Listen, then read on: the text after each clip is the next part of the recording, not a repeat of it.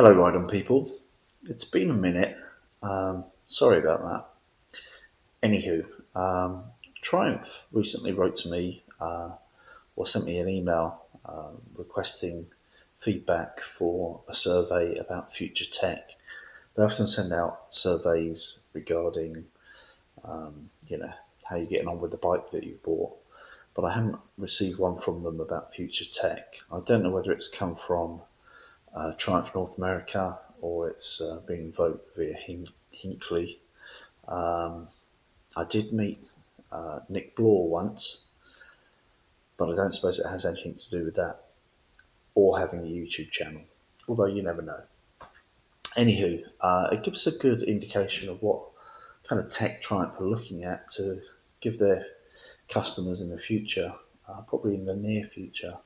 And so let's have a look at that together and see what you think is going to be in the future for future Triumph models.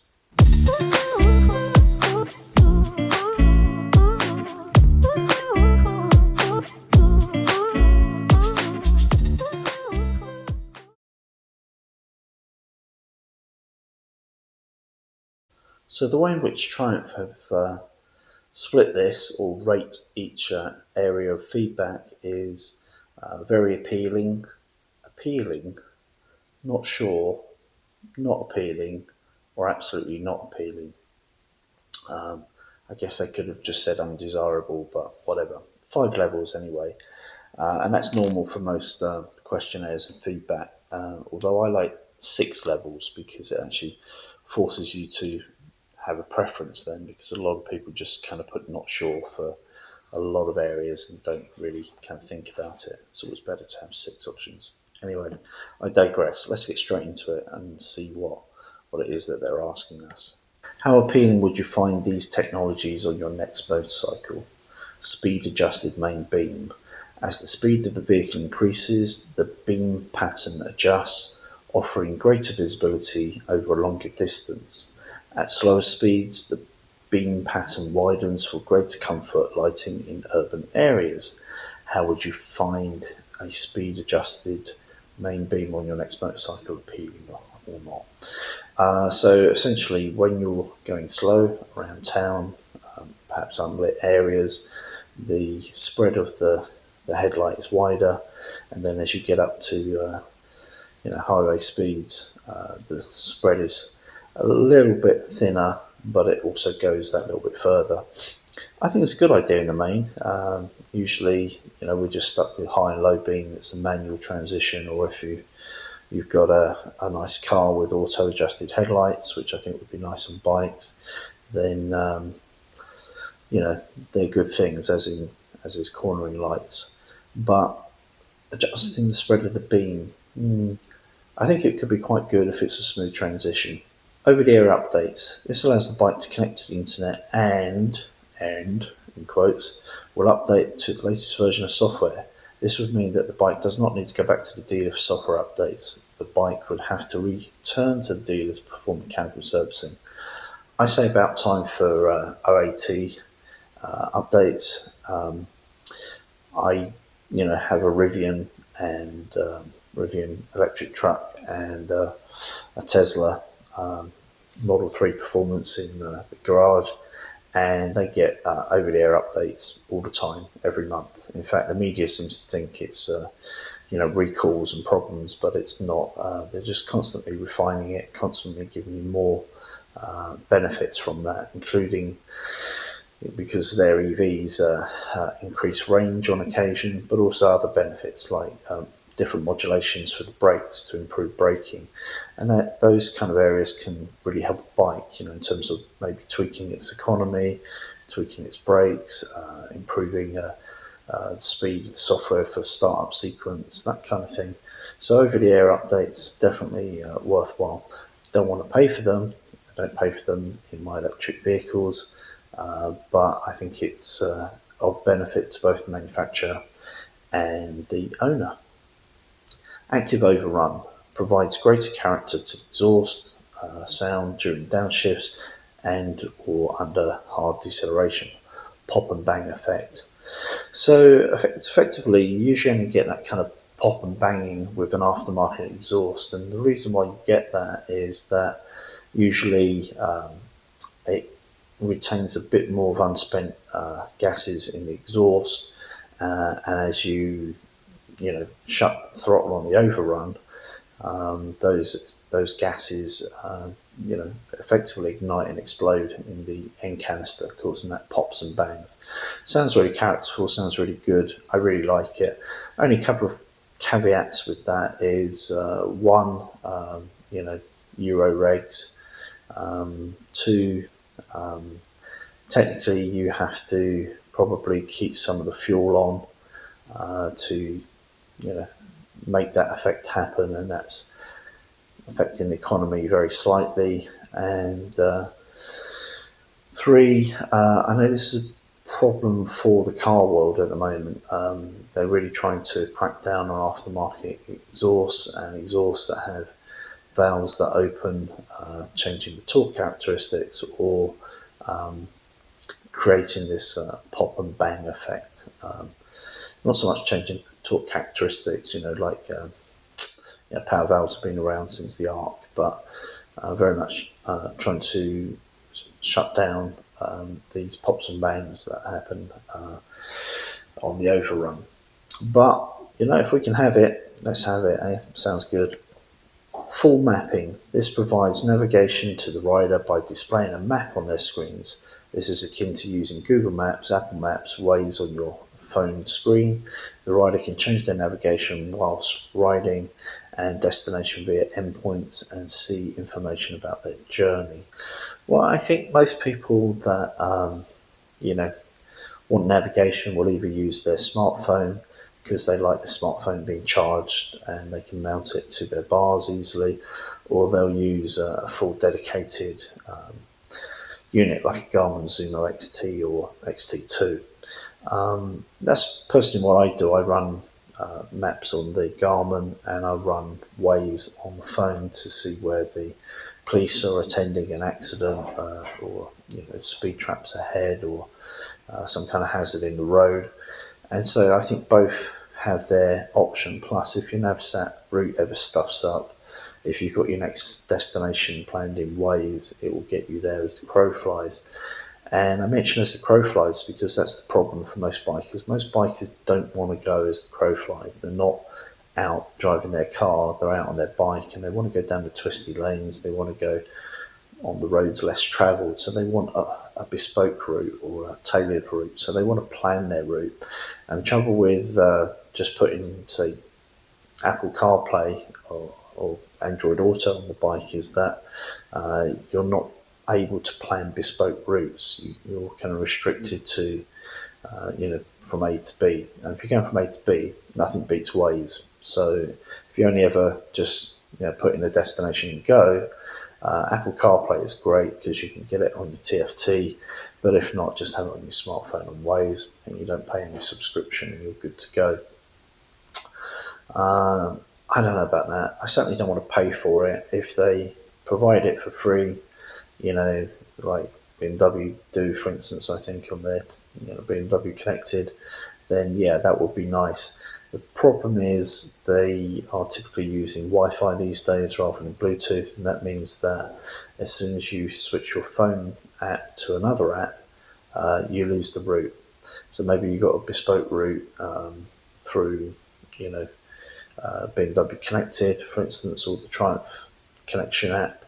You're following it, everything is great, and then you switch your phone to look at your music or use another app like Waze to check out whether there's any police or hazards ahead. Suddenly you lose connectivity, and that's a major deal breaker for pretty much everybody I know that likes to plan bespoke routes and do touring holidays. So something there really for the manufacturers to think about and sort out. The ultimate is for Google to allow bespoke route planning, i.e. multi waypoint hard stop destinations in a single route that you can send to your phone, and then effectively all GPS are dead after that. Active aerodynamics. The bike uses movable wings that can add downforce while cornering, reducing drag during acceleration and increasing deceleration during braking. How appealing would you find active aerodynamic technology on your next bike? Well, the only bike that has active aerodynamics at the moment is the Moto Guzzi,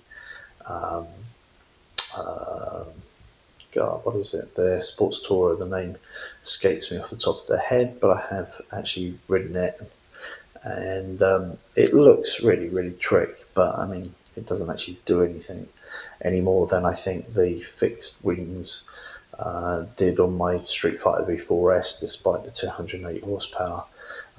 If they do anything, it's probably above 150 miles per hour while you're redlining it, and that's not the real world for most people. But they look cool as, don't they? So, how about it again? It's kind of nice. I mean, I do think active aerodynamics are nice with regards to things like the screen. So the 2024 BMW R 1300 GS, for instance, when you stop the bike, the windshield will go down to its lowest setting. When you restart the bike, it will raise to the point that you had it before. I think those kind of active aerodynamics are good. As for kind of, moving wings that, I don't think it does anything. It's just harder to clean. So I give that a miss probably. Adaptive cruise control. The adaptive cruise control is a cruise control system that uses radar to automatically adjust the vehicle speed to maintain a requested distance from the vehicle ahead. It will accelerate and brake for the rider within set limits. Gear changes are also possible while this system is active. Now I have to say that I have this on my current Multistrada V4S, and it's when I sold my last one and got a Triumph Tiger 1200, I really, really missed it, and I'm glad to have it back. It's almost a deal breaker now, I think, for me with a big touring motorcycle. It's just so useful. Before you have it, you kind of think, I don't know, I don't like the idea of it braking for me. I don't think I need it. I've got cruise control already. No, you need it. It's great. When the cars slow down in front of you, it slows down. When they speed up, it speeds up. When you put the turn signal on the Ducati to change lane, it will actually accelerate irrelevant to the car in front of you, because it knows you're moving into a space that is free of an object. I love all that, and it actually, on the Ducati at least, it actually gets back up to speed quickly if you've been balked by traffic ahead, unlike most car systems, which tend to be dreadfully slow. If somebody pulls into your lane and your vehicle slows down, it tends to take forever to accelerate again. It doesn't with the Ducati. I'm sure it's going to be exactly the same with the 2024 BMW R 1300 GS, and I think every bike should have cruise control and heated grips personally, and I think every big bike should have adaptive cruise control, or active cruise control, as most people call it. So yeah, how about it? Let's have that. Apple CarPlay and Android Auto. Well, I've highlighted some of the negative aspects of that. Some of the positive aspects of that are it's proprietary system to Apple and I guess Google, and that's a good thing because they develop it and the manufacturer doesn't have to worry about it, and it's generally pretty reliable and good for the consumer. The other thing is companies can support it with their own software. So companies like My Route app, for instance, have an app which I believe is Apple CarPlay compliant, and therefore you can plan a route on the My Route app website, sync it with their app, and then run that app on Apple CarPlay, and voila, you have bespoke maps on CarPlay, in theory. I haven't done that myself, but most bikes don't have Apple CarPlay, right? They can get some plugins now. In fact, a couple of companies have reached out to me asking me to review them for them, and I'm a bit lazy. I can't be bothered, to be honest with you. I've done reviews for the car before, for when manufacturers give me a free plug-in. I don't really want to do it with the bike, but Honda particularly runs Apple CarPlay on the Africa Twin and the Goldwing, and I think supports Android Auto as well now, certainly on the Goldwing. So I think it's in theory a good thing. I think you can't beat a dedicated GPS at the moment, but if you don't want that and you don't like putting your phone on the handlebars, perhaps you've got an older phone that's not waterproof, for instance, or you're worried you'll leave it there and it gets stolen, or you've got a particularly pretty bike and you don't want to mount one. Sure, I think it would be probably a good idea in the main. Matrix headlights. Matrix headlights will automatically dip the headlight beam in specific areas. I think that means where necessary, i.e. the beam will be dipped around oncoming traffic to ensure they are not dazzled. The benefit of this system are that the maximum safe amount of road is always lit and doesn't require the riders to switch between full and main beam. So effectively, matrix headlights just don't project a beam where there is a moving object. Everywhere else they project a beam. It's kind of good in theory because it's obviously illuminating more area. It can be tricky for some people's eyes because there is light and dark, disbursement. It's not a constant. Either low beam or high beam is not a constant. It's it's changeable. So I don't know how I feel about that. I'd have to try that. I've never really tried that in a car or bike, but it's interesting tech.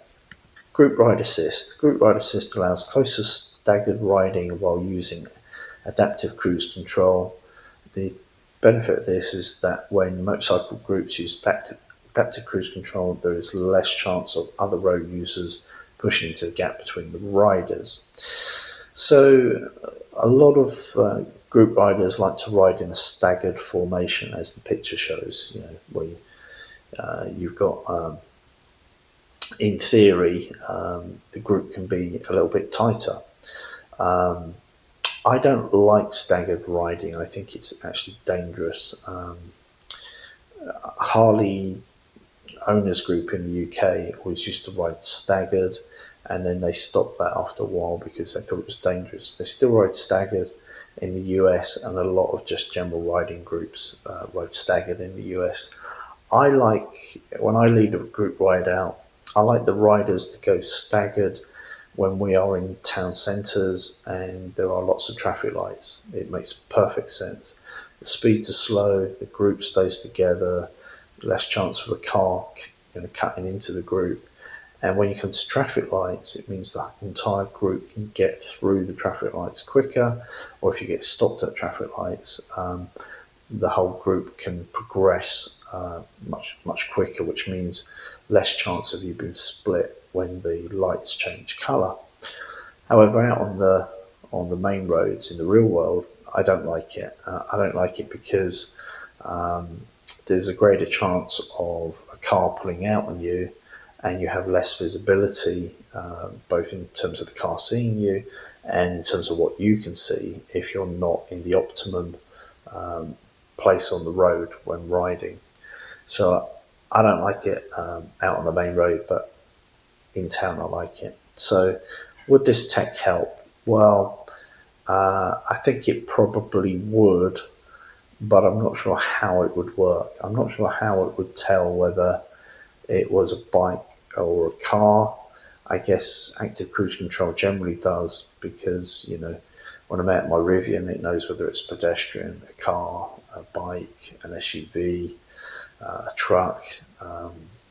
So in theory it would probably be okay. I think have to use it in anger, use it in practice, but I think it would be good. Which one? Go away. Okay, cancelled. God, don't you hate Siri? Tailgate warning. Tailgate warning will illuminate a light on the rear of the motorcycle to advise the rider driver behind that they are too close to be safe. I don't like this. I don't like the theory of this. I think leave it up to the discretion of the following rider or driver as to whether the vehicle in front is braking or not. What I do think is important is that bike tail lights illuminate on the overrun, and they don't. An electric vehicle does, for instance. So because with an electric vehicle you have that regenerative braking, so the engine, sort of effectively the engine braking, as we would say, even though there's no engine, it's just motors, is slowing the vehicle at a decent pace, light braking. It's important that the tail light is on. Now, I lead a lot of rides and I tend to ride very smoothly, and I tend to use my brakes very sparingly. In fact, I only really brake hard in an emergency at the speeds that we typically ride around at. And so what I invested in is a brake free for the back of the crash helmet, which I can move from helmet to helmet with simple, cheap mounts. So if you've never checked out brake free, check out brake free. I think it's money well spent. But I don't think there's a need for this. I think what would be useful is just simply that the tail light comes on when the bike is on the overrun. Maybe you could have a two-stage, so it's kind of like lightly lit on the overrun, and when you brake, it illuminates more, emits a stronger light. Road sign recognition. Road sign recognition uses a camera on the front of the motorcycle that will read road signs such as speed limits. The motorcycle will then display these road signs on the instrumentation. This means that if the rider doesn't see a road sign, he can check the instrumentation for an update. I think this is great in theory. I think you could rely on it too much, but that's really on you, because you're not being observant, or you're not checking your GPS to check what the speed limit is.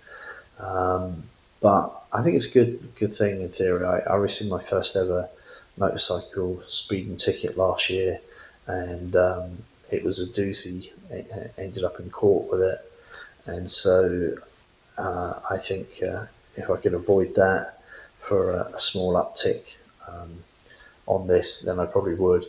And incidentally, did ask at the end of the survey, what we would pay for these kind of features.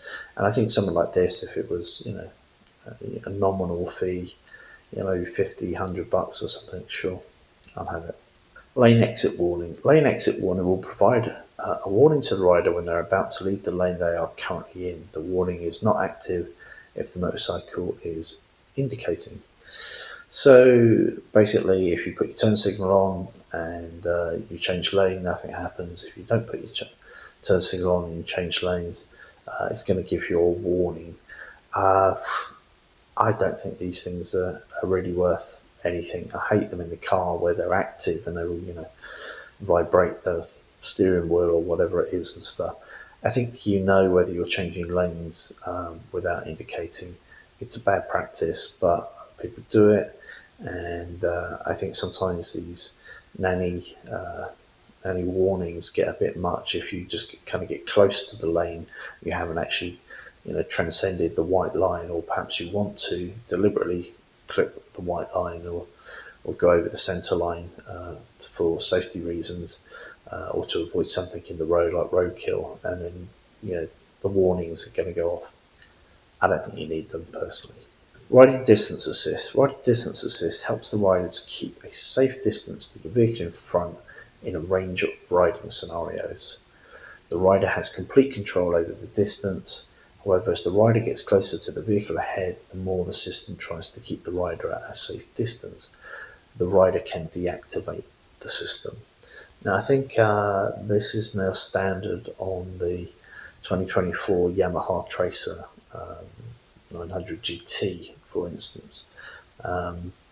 And this is true kind of active braking. So it's not just active cruise control, where it's kind of braking you to a safe limit. It's actually making a decision that, you can't stop. You're going to hit this vehicle, so I'm going to try and reduce your speed for you because you've gone beyond the realms of safe. It's in effect like putting on active cruise all the time, rather than you choosing when when you want it on and when you don't want it on.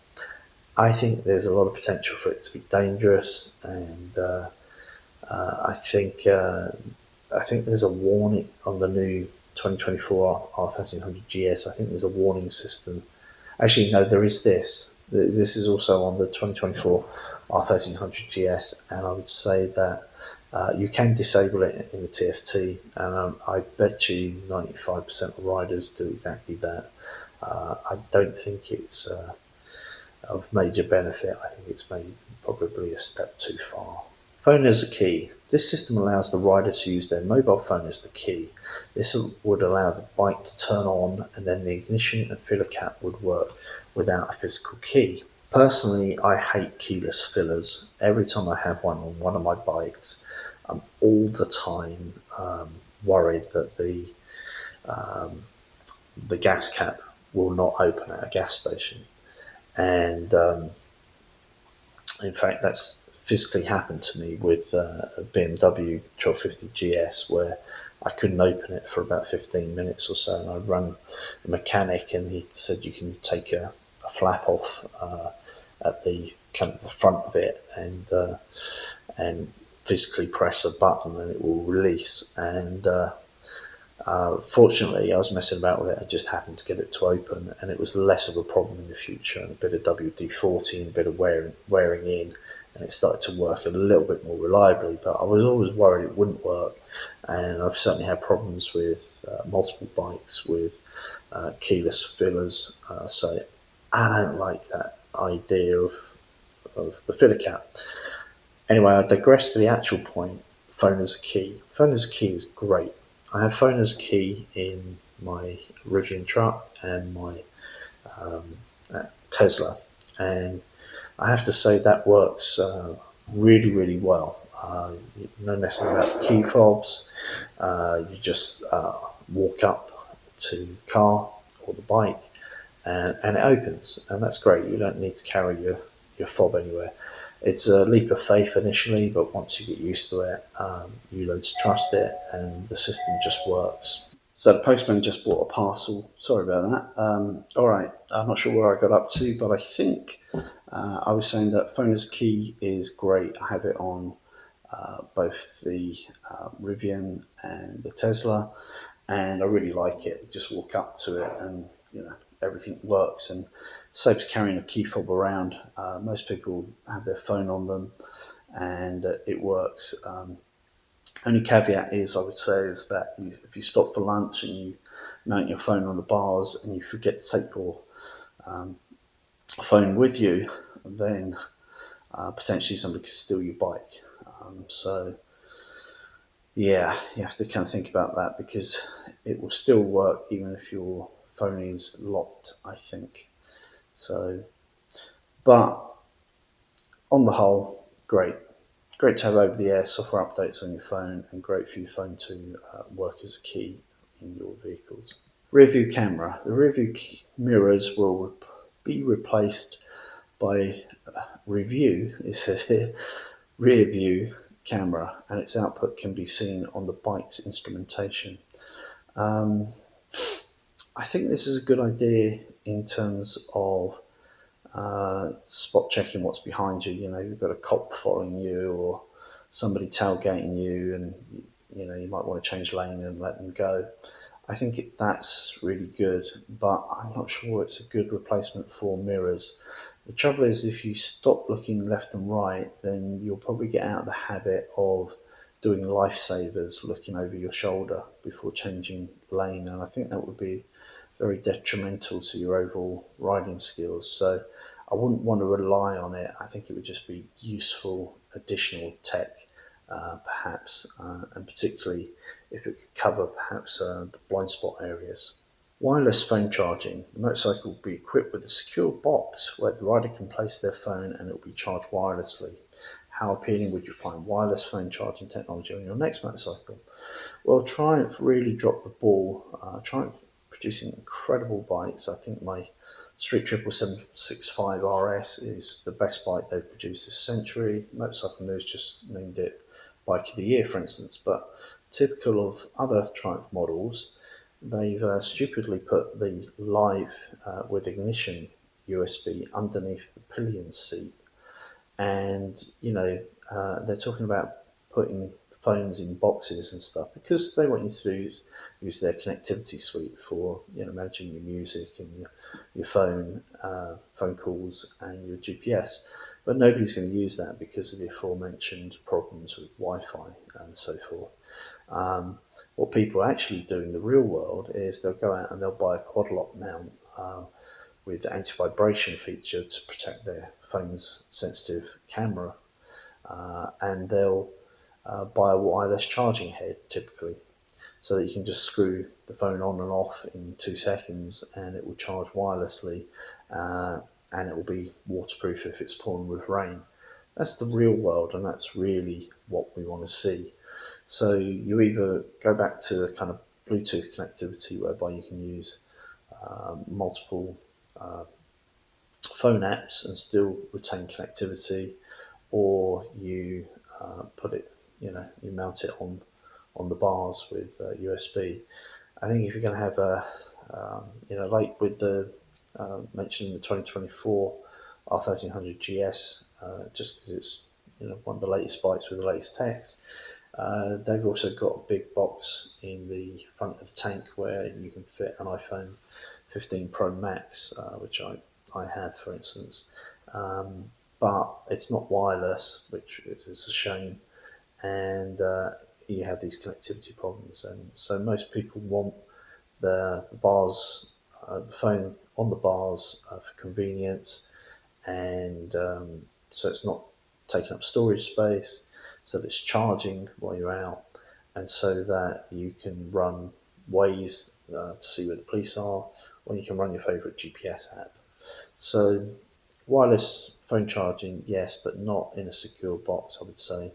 And let's move the USB charger to the cockpit area, like every other manufacturer in the world. Variable twist, treble twist grip. The rider can define the angle of twist needed to achieve full throttle. This can be linked to rider modes, for example, allowing for shorter throttle on the track setting. I think what they actually mean, instead of it's kind of poor English, the rider can define the angle of twist. I think they mean the amount it can be rotated. So you can have a short rotation for a more immediate throttle response, like when you're at the racetrack, or you can have a longer one where you want a little bit more sensitivity in the travel, perhaps when you're off-road, for instance, all around town. I think it's all a bit of a nonsense, really. I think, don't make the twist on the grip such long travel that it causes problems for people with small hands. And I think in terms of the actual throttle delivery, whether you're on the track or the street, just control that with the rider modes. I think they're trying to solve a problem there that doesn't really exist. Full keyless. The keyless system recognises proximity of the fob, so you can start the bike while the key is in your pocket.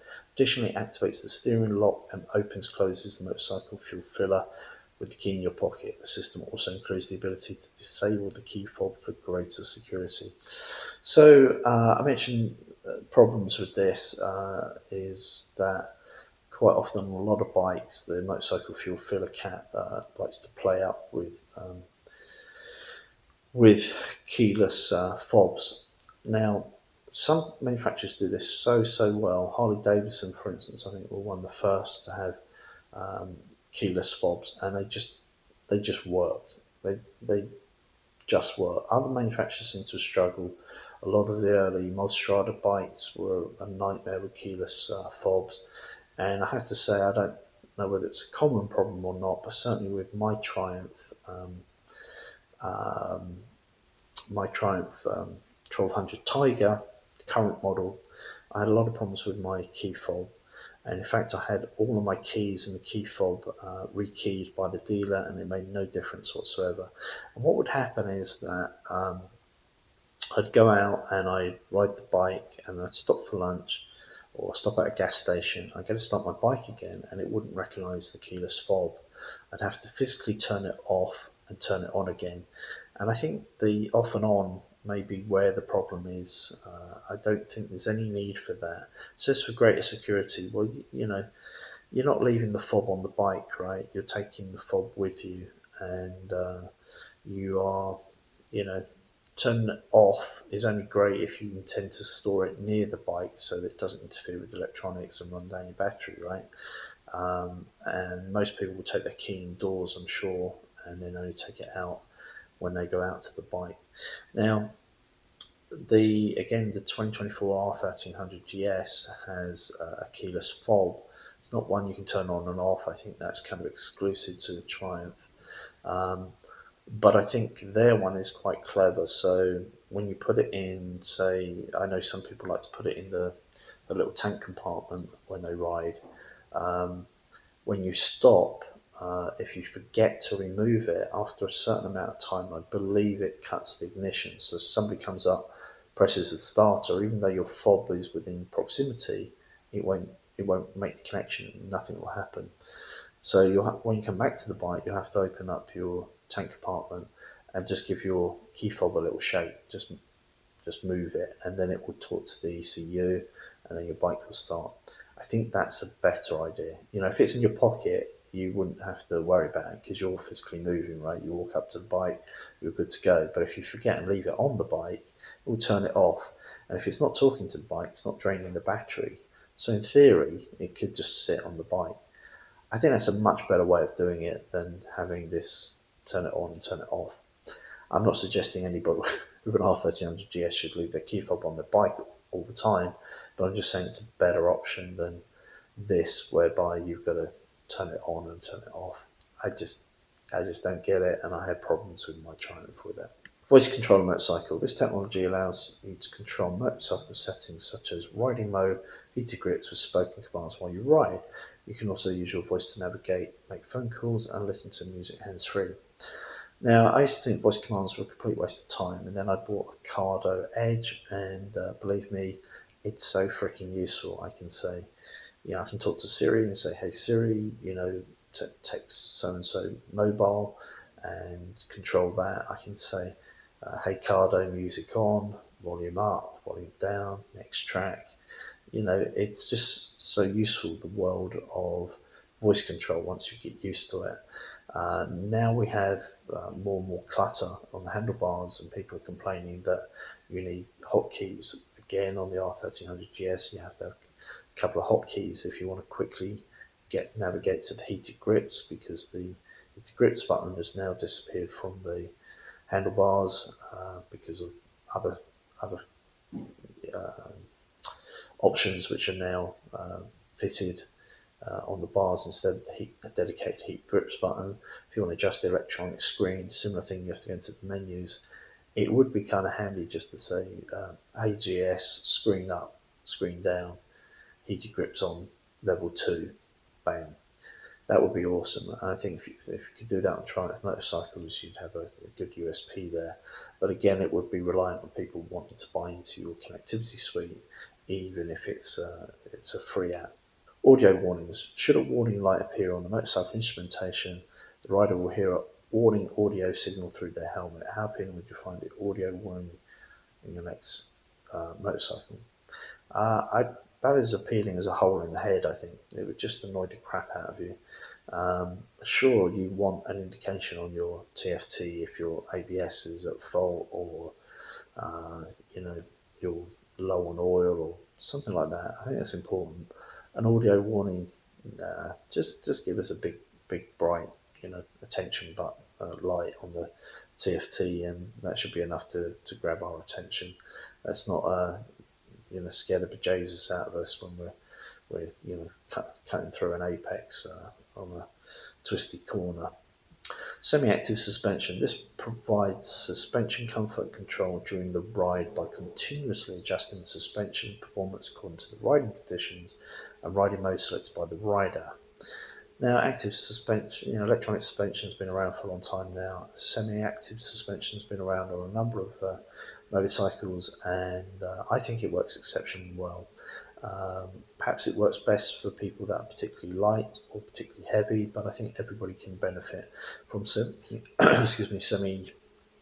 active suspension, and I think the more bikes that have it is it's a better thing. It's just going to be helping to adjust based on whether when you change to say sport mode and the suspension firms up nicely because you're on smooth roads and you're going to be going quite fast, or whether you want comfort because you're going down some really bumpy back lanes and being in sport mode would just jar your fillings out.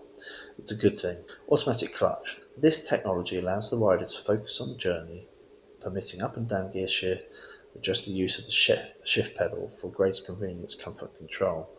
At low speeds, the rider can stop the bike without using the clutch, making the ride more enjoyable and practical in urban traffic. This bike also retains the traditional gear change should the rider wish to use this as well. Now, what they don't say here is what they are talking about specifically. Are they talking about a fully automatic twist and go scooter type system, but with an artificial clutch, artificial gear shift movement? Are they talking about a recluse clutch, whereby it acts like an automatic, but you can actually shift with a clutch as well? Or are they talking about DCT, dual clutch transmission, pioneered really by Honda and some say perfected by Honda? Now it's on its kind of 7th generation or so. I suspect they are talking DCT, and I think DCT would be very, very, very useful for a number of bikes. For instance, as a previous Rocket 3 owner, I would have loved a DCT transmission on that bike. The big car-like engine just has thumping great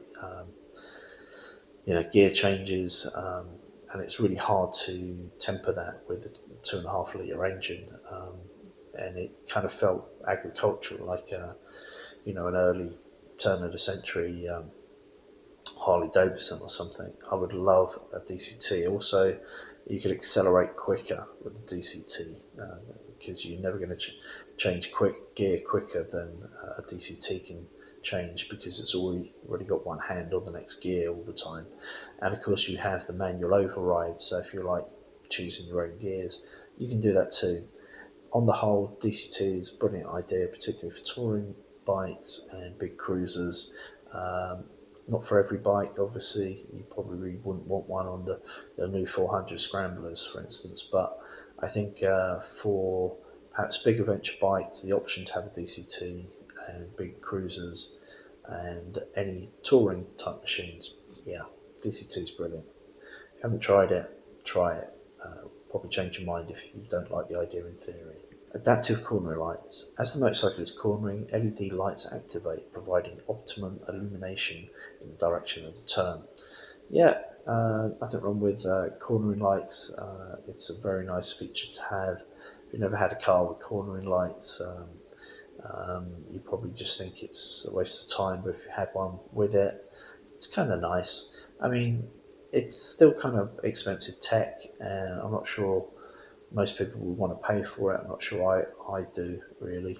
If they're asking like $1,000 or something for active, cornering lights, yeah, standard lights probably good enough. I'm quite happy. But if they can get the price down, the practice of adaptive cornering lights is nice. Blind spot detection. Blind spot detection system detects other vehicles located outside of the rider's rear field of vision. LED warning lights conveniently activate near the mirrors to inform the rider when a vehicle enters a transition through these areas. The system algorithm also works while filtering to prevent false activation and providing a flashing warning should your overtake manoeuvre be attempted and a vehicle is in the motorcycle potential lane change position. Okay, blind spot monitoring, or BSD, blind spot detection. I have this on the Mostrada V4S. Do I like it? Yes. Has it saved me from changing lane when another vehicle's been in that lane? Maybe once on one occasion. But it is useful. Sometimes you're looking at it, you can't see a vehicle, you glance back again, you're just about to do a lifesaver, and it will illuminate, and you'll see there's a vehicle there. I would say it's no substitute for people, again, looking over their shoulder, doing a life saver when changing lanes, but it is a nice feature to have. It's not such a deal breaker as active cruise control to me, but blind spot monitoring is definitely a nice to have, especially if it's not too much of an uptick on price. So finally, at the end of the survey feedback, Triumph asked for general thoughts and feedback. Now, one thing I did say was that I would like to see automatic self-lowering suspension at both ends. I hate to mention the 2024 R1300 GS again, but that bike has everything and then some at the moment. Everybody kind of got that wrong. Harley started off pretty decently by having a system that auto lowers the rear suspension. Ducati and Triumph then kind of messed it up a bit by then having a system that would lower the rear if you remembered to press a button, and that's just no good. People will forget, and then the shorter stature will suddenly put their foot down a pothole and the bike's on the floor. Not good.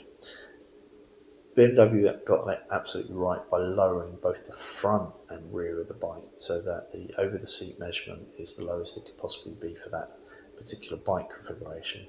And I think all bikes need to do that are tall moving forwards. Bikes seem to be getting taller and taller. Even me at 6'2", there's some bikes that are a real stretch. I mean, the new Ducati Desert X Rally, I think it's something like 37 inches or something like that. It's phenomenally high. It's some kind of crazy figure that I'm sure I couldn't flat foot even at 6'2" in motocross boots. So having the suspension, having the option for the suspension to automatically lower, I think it's a no-brainer for tall adventure tourers. Just everyone should have it front and rear. Faster TFTs with clearer key information on range, time, ambient temperature. So this is specific to Triumph. I found, and others have found, that the boot up time for the Tiger 1200 TFT, which the new 2024 Tiger 900 has just gained from the bigger brother, takes forever and a day to turn on once you power the bike up.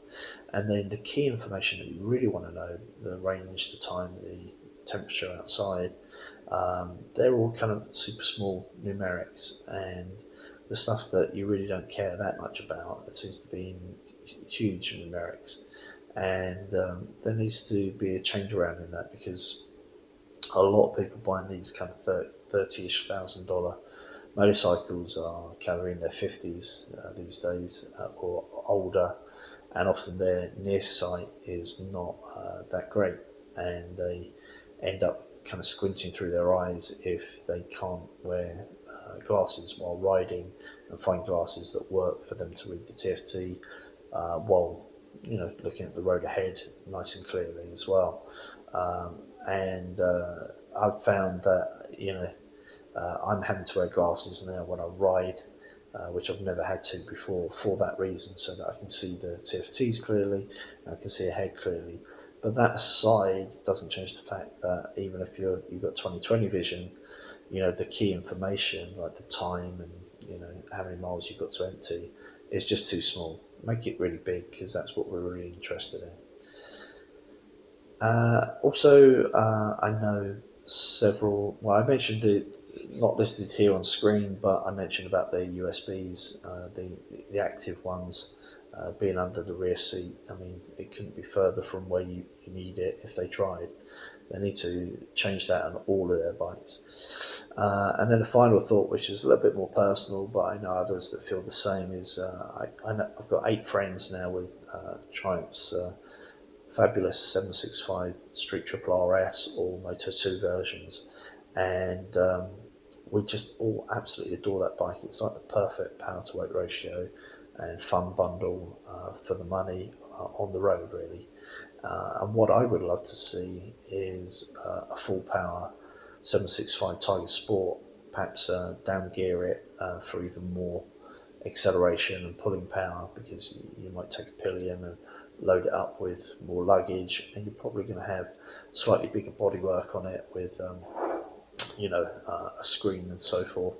But I wouldn't want them to add too much weight to that. I'd like them to put something like SW Motec semi-formed soft luggage pannier options, for instance, that can be easily removed at the press of a button, and are only going to cost $500 on the price of the bike, but will be sufficient for a long weekend away, clothing wise.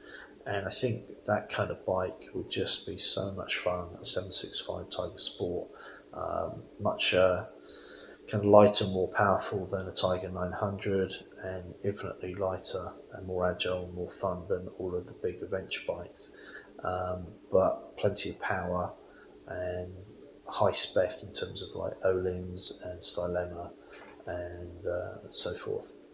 And Moto 2 derived R&D'd wonderful classic engine. All right then, that's my thoughts. But which ones do you think will actually make production? Which features do you like? Do you want on your future Triumphs? And if you don't ride a Triumph, just what features you think would be good on the bikes that you'd like to buy in the future, irrelevant of what brand badge is on the tank. Let me know in the comments. Don't forget to like and subscribe. Thanks for watching to the end. Have a great one. Ride often, ride carefully, ride on. Hey you, if you want to become one of the Ride On people, don't forget to subscribe. Ride often, ride carefully, ride on.